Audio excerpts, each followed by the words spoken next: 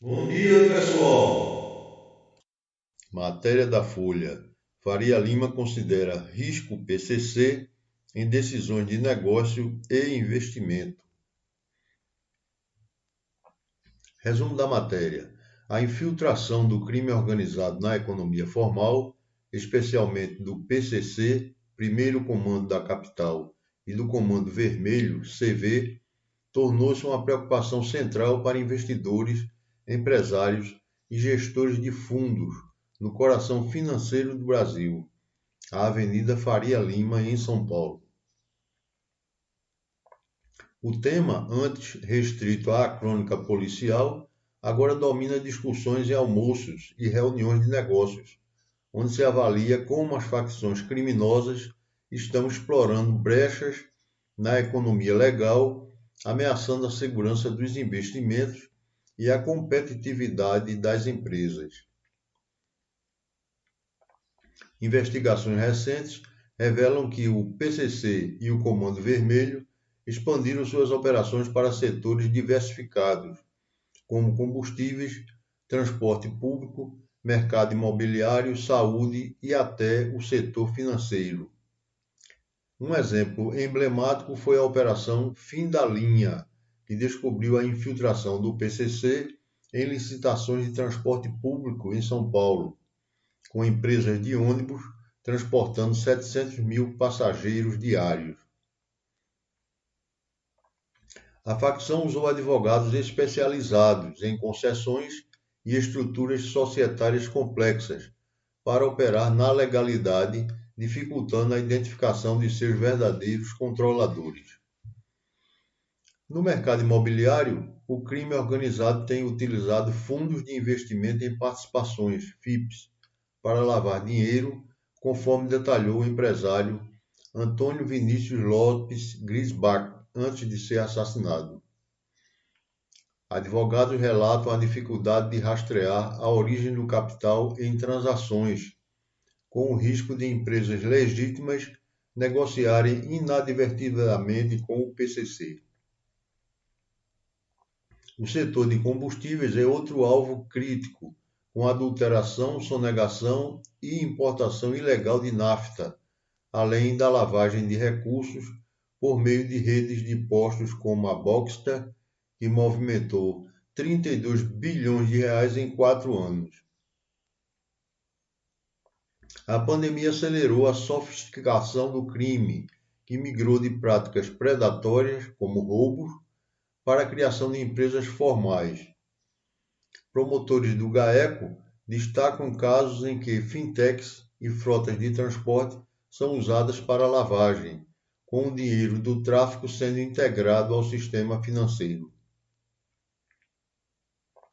A Febraban alerta para o risco de fintechs não regulamentadas serem instrumentalizadas por criminosos e pressiona por fiscalização mais rigorosa pelo Banco Central. Internacionalmente, o PCC já fatura 4,9 bilhões de reais anuais com o tráfico de cocaína para a Europa, usando portos como Santos e esquemas de lavagem que envolvem contas na China e parcerias com máfias europeias. Autoridades defendem ações coordenadas, como a criação de um GAECO nacional para combater a expansão transnacional dessas organizações. O cenário exige um equilíbrio delicado.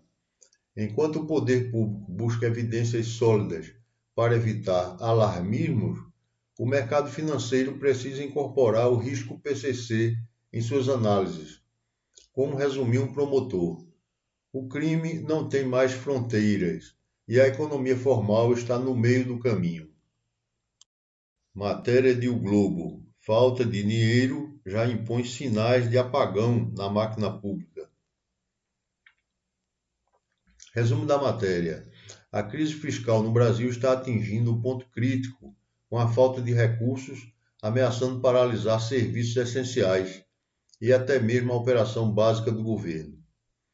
A derrubada do aumento do IOF pelo Congresso escancarou a dificuldade do governo em equilibrar as contas sem cortes profundos, e especialistas alertam para um possível apagão na máquina pública caso não haja ajustes urgentes. O arcabouço fiscal, aprovado em 2023, limita o crescimento das despesas em 2,5%, acima da inflação, mas os gastos obrigatórios, como previdência, saúde e educação, continuam avançando. Sem reformas que reduzam essas despesas, o espaço para investimentos e custeio de serviços básicos está se esgotando. Projeções indicam que em 2027 o governo pode ficar sem recursos até para pagar contas de água e luz de ministérios. Os efeitos já são visíveis. As Forças Armadas enfrentam cortes de 2,6 bilhões de reais, afetando até a manutenção do avião presidencial, que precisou de um conserto improvisado após uma pane no México. A FAB tem dificuldades para abastecer aeronaves e manter equipamentos operacionais, com metade dos aviões Super Tucano parados por falta de peças.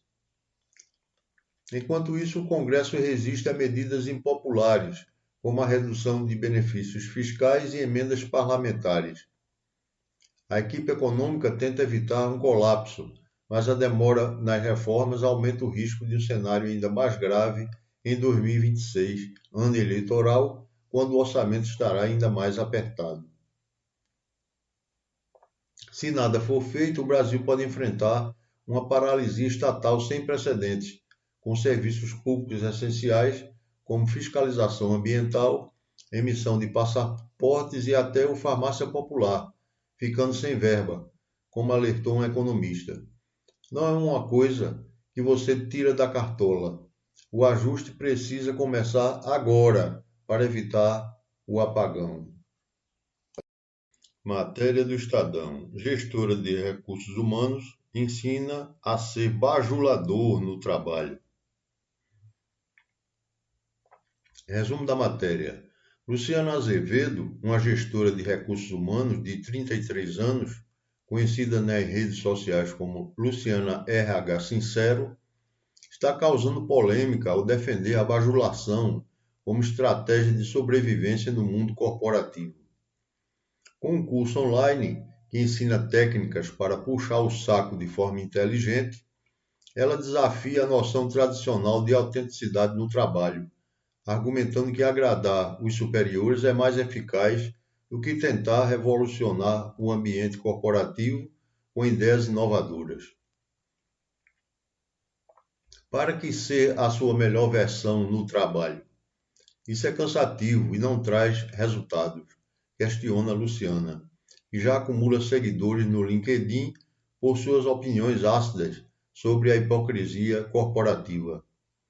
A especialista, que trabalhou por 10 anos em grandes empresas, desde estágios até cargos de liderança, observou que profissionais tecnicamente talentosos eram frequentemente preteridos por colegas menos competentes, mas mais habilidosos em bajular os chefes.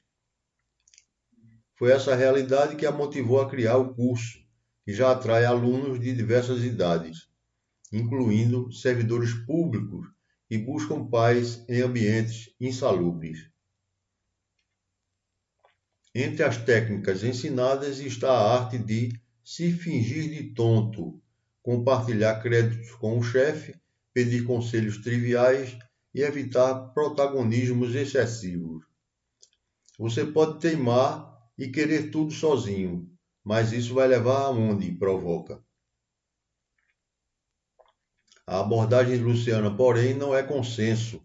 Especialistas em recursos humanos alertam que a bajulação pode corroer a confiança nas equipes, criar ambientes tóxicos e até prejudicar a produtividade, especialmente quando líderes inseguros incentivam esse comportamento em troca de validação pessoal. Enquanto isso, outros consultores defendem alternativas éticas para conquistar o chefe, como proatividade, escuta ativa e foco em resultados, sem recorrer a elogios vazios ou fofocas. O curso, que inclui 6 aulas de 45 minutos, também aborda desafios modernos, como a bajulação em home office e ainda não resolvida, questão de como agradar algoritmos de inteligência artificial.